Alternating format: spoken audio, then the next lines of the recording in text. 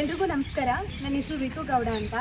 First of all ನಾನು ಪ್ರವೀಣ್ ಅಣ್ಣಗೆ, ಗಿರೀಶ್ ಅಣ್ಣಗೆ ಮತ್ತು entire ಊರಿಗೆ ಥ್ಯಾಂಕ್ಸ್ ಹೇಳೋದಕ್ಕೆ, ಪ್ಲ್ಯಾಟ್ಫಾರ್ಮ್ಗೆ ಊರಿನ ಜನಕ್ಕೆ ಎಲ್ಲರಿಗೂ ಥ್ಯಾಂಕ್ಸ್ ಹೇಳೋಕ್ಕೆ ಇಷ್ಟಪಡ್ತೀನಿ.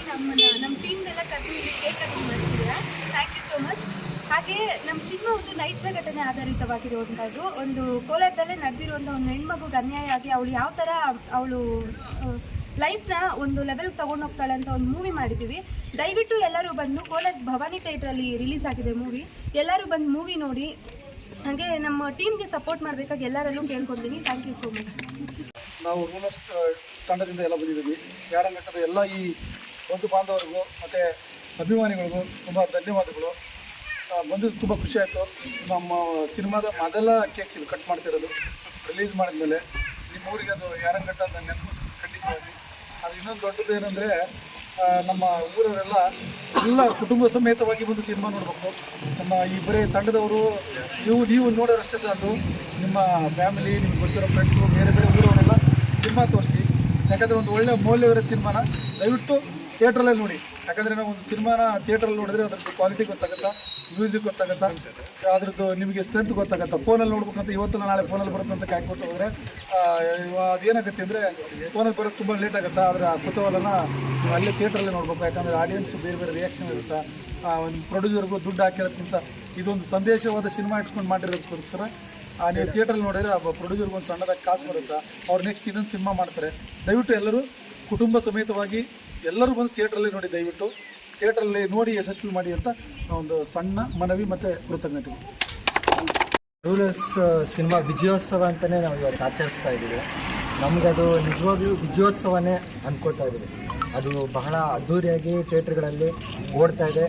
ನೋಡಿ ಬಂದವರು ಪ್ರತಿಯೊಬ್ಬರು ಕೂಡ ಸಿನಿಮಾನ ವಿಜಯೋತ್ಸವವಾಗಿ ಆಚರಣೆ ಮಾಡ್ತಾ ಇದ್ದಾರೆ.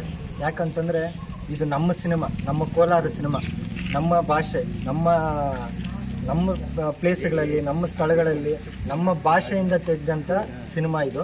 ನಮ್ಮ ಕೋಲಾರವರು ಪ್ರತಿಯೊಬ್ಬರು ಇದಕ್ಕೆ ಸಪೋರ್ಟ್ ಮಾಡಿ ಗೆಲ್ಲಿಸಬೇಕಾಗಿರೋದು ನಮ್ಮ ಜವಾಬ್ದಾರಿ. ಇದು ನಮ್ಮ ಭಾಷೆಯನ್ನು, ನಮ್ಮ ನೆಲವನ್ನು, ನಮ್ಮ ಸಿನಿಮಾವನ್ನು ನಾವು ಗೆಲ್ಲಿಸ್ಕೊಡ್ಬೇಕಾಗಿರ್ತಕ್ಕಂಥದ್ದು ನಮ್ಮ ಕರ್ತವ್ಯ, ಎಲ್ಲ ಕೋಲಾರ ಜನತೆ ಕರ್ತವ್ಯ.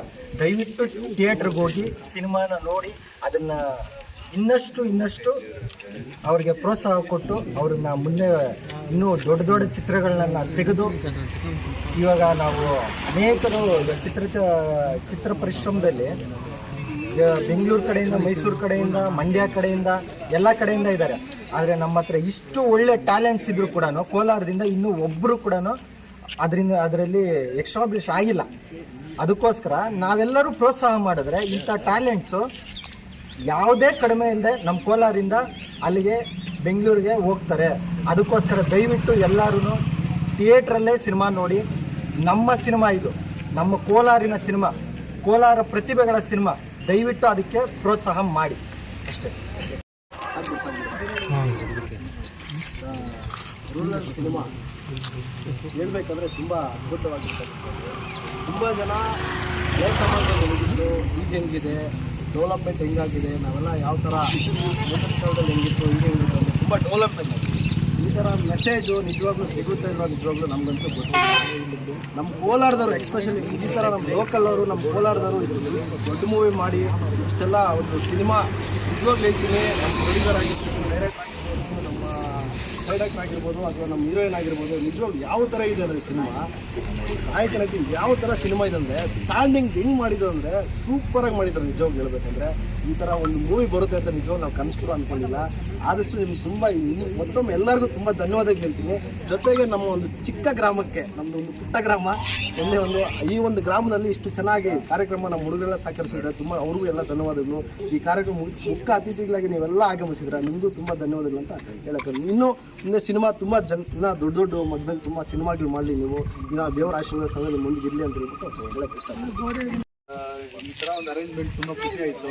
ನಮ್ಮನ್ನ ಎಂಕರೇಜ್ ಮಾಡ್ತಾ ಇದ್ದೀರಾ. ಅದೇ ಥರ ಥಿಯೇಟ್ರಿಗೆ ಬಂದು ಫಿಲ್ಮ್ ನೋಡಿ ನಮಗೆ ಎಂಕರೇಜ್ ಮಾಡಿ. ಎಲ್ಲ ಕುಟುಂಬ ಸಮೇತ ಬನ್ನಿ. Thank you.